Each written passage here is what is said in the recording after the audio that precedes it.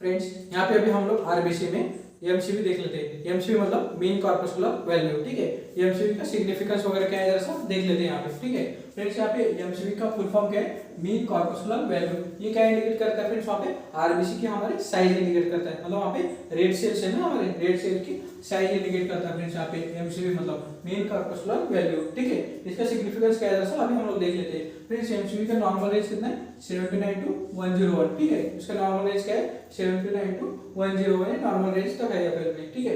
इसका समझो इनकेस लो एमसीवी क्या इंडिकेट करता था, सिग्निफिकेंस देख लेते हैं इसका, ठीक है। फिर सिग्निफिकेंस में लो एमसीवी क्या इंडिकेट करता है, इनकेस लो एमसीवी रहता है तो पेशेंट में क्या होता है फ्रेंड्स, वहाँ पे आयरन डिफिशियंसी वगैरह हो सकती है, ठीक है। यहाँ पे फ्रेंड्स लो एमसीवी क्या results when cells are in iron deficient, ठीक है। Cells and iron deficiency and have less haemoglobin, मतलब वहाँ पे आयरन डिफिशियंसी वगैरह एनीमिया वगैरह हम लोग बोल सकते हैं कि इनकेस लो एमसीवी वगैरह रहता है तो हम लोग यहाँ पे आयरन डिफिशियंसी एनीमिया वगैरह बोल सकते हैं। और बाद में उनको उसको फर्दर इवैल्यूएशन के लिए टोटल आयरन बाइंडिंग कैपेसिटी वगैरह जो टीआईबीसी वगैरह रहता है फ्रेंड्स वहाँ पे, ठीक है।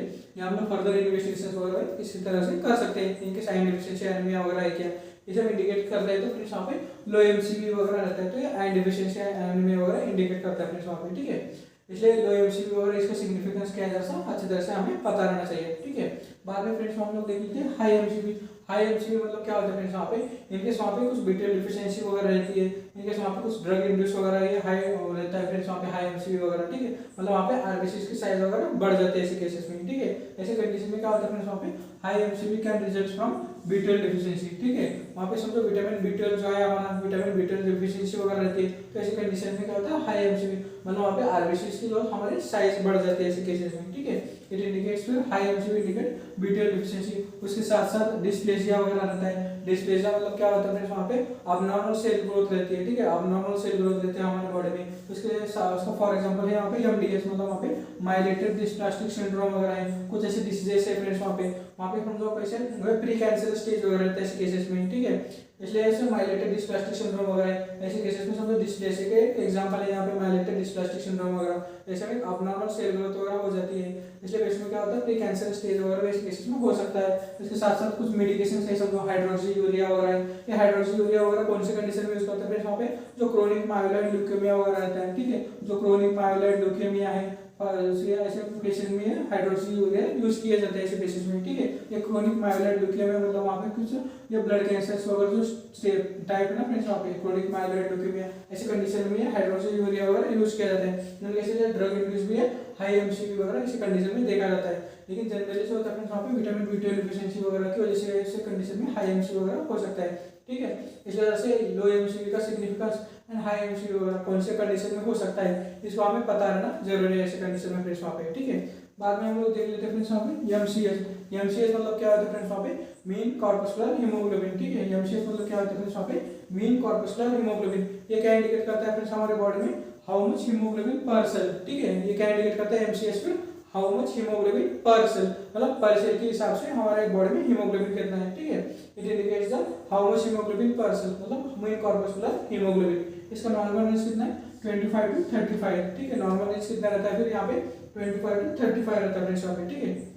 इसका फ्रेंड्स लो एमसीवी का जरा सा एंड हाई एमसीएच मतलब किस में दिखाई देता है, इसका सिग्निफिकेंस क्या है एमसीएच का मीन कॉर्पस्कुलर हीमोग्लोबिन का जरा सा सिग्निफिकेंस देख लेते हैं। इनकेस लो एमसीएच रहता है तो क्या रिजल्ट करता है फ्रेंड्स वहाँ पे, it can result from iron deficiency and thalassaemia वगैरह, ठीक है। ये क्या इंडिकेट करता है फ्रेंड्स वहाँ पे लो एमसीएच में क्या इंडिकेट करता है आयरन डिफिशियंसी, उसके साथ थैलेसीमिया वगैरह ये इंडिकेट करता है फ्रेंड्स वहाँ पे, ठीक है। थैलेसीमिया भी एक एनीमिया का टाइप है फ्रेंड्स वहाँ पे, ठीक है।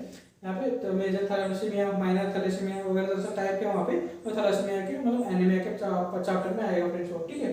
इसलिए ये इतना ही ध्यान में रखना कि low MCH can result from iron deficiency and thalassaemia वगैरह, ठीक है। बाद में फिर हाई एमसीएच क्या इंडिकेट करते हैं, it result from red cell membrane disorders वगैरह, कुछ वहाँ पे रेड सेल मेम्ब्रेन डिसऑर्डर्स वगैरह है ऐसे कंडीशन में दिखाई देता है फ्रेंड्स वहाँ पे, ठीक है। इसलिए जैसा एमसीएच का भी सिग्निफिकेंस हमें पता रहना चाहिए। लो एमसीएच इंडिकेट करता है कि आयरन डिफिशियंसी या फिर थैलेसीमिया वगैरह हो सकता है, या फिर हाई एमसीएच वगैरह रहता है तो रेड सेल मेम्ब्रेन डिसऑर्डर्स वगैरह हो सकते हैं। फ्रेंड्स मैंने जैसे बोला है कि यहाँ पे लो एमसीएच हाई एमसीएच क्या इंडिकेट करता है, ये दरअसल फ्रेंड्स हम लोगों को एक क्लू मिल जाता है कि ये डिसीज हो सकते हैं उसके हिसाब से, ठीक है। इसलिए दरअसल इसका सिग्निफिकेंस हमें पता रहना चाहिए कि यहाँ पे ऐसे डिसीजेस की थैलेसीमिया के वगैरह क्लू मिल जाता है हमें, मतलब पेशेंट को समझो एसोसिएटेड सिम्टम्स वगैरह उस टाइप के रहते हैं तो हम लोग को आगे जाके इवेलुएट करना पड़ता है इसको, ठीक है। इसलिए जैसा हमें ये सिग्निफिकेंस वगैरह पता रहना जरूरी है, ठीक है। बाद में हम लोग देख लेते हैं फ्रेंड्स वहाँ पे एमसीएचसी। एमसीएचसी मतलब क्या होता है फ्रेंड्स वहाँ पे मेन जो एमसीएचसी क्या है फ्रेंड्स वहाँ पे हीमोग्लोबिन पर कॉन्सेंट्रेशन ऑफ द ब्लड, ठीक है, ये क्या है, ये हीमोग्लोबिन पर कॉन्सेंट्रेशन ऑफ द ब्लड। ये एमसीएच क्या है फ्रेंड्स वहाँ पे मेन कॉर्पस्कुलर हीमोग्लोबिन, इसमें हीमोग्लोबिन क्या है कॉन्सेंट्रेशन में आता है, ठीक है, ये कॉन्सेंट्रेशन रहता है हीमोग्लोबिन का। ये नॉर्मल कितना रहता है फ्रेंड्स वहाँ पे 31 टू 37 ये परसेंटेज में इसका नॉर्मल रेंज है। इसकी तरफ फिर लो एमसीएच क्या है, ये एमसीएच की तरह ही इसका इंडिकेशन है क्या, result from iron deficiency and thalassaemia वगैरह, ठीक है, ये एमसीएच है यानी एमसीएचसी। इनका जो फ्रेंड्स लो एमसीएच वगैरह क्या इंडिकेट करता है, it results from iron deficiency and thalassaemia वगैरह, ठीक है। इनके हाई एमसीएच क्या इंडिकेट करता है फ्रेंड्स वहाँ पे स्पोरोसाइट्स वगैरह रहते हैं, इंडिकेट करता है, मतलब वहाँ पे क्या होता है स्मॉल सर्कुलर रेड सेल्स वगैरह रहते हैं यहाँ पे, ठीक है।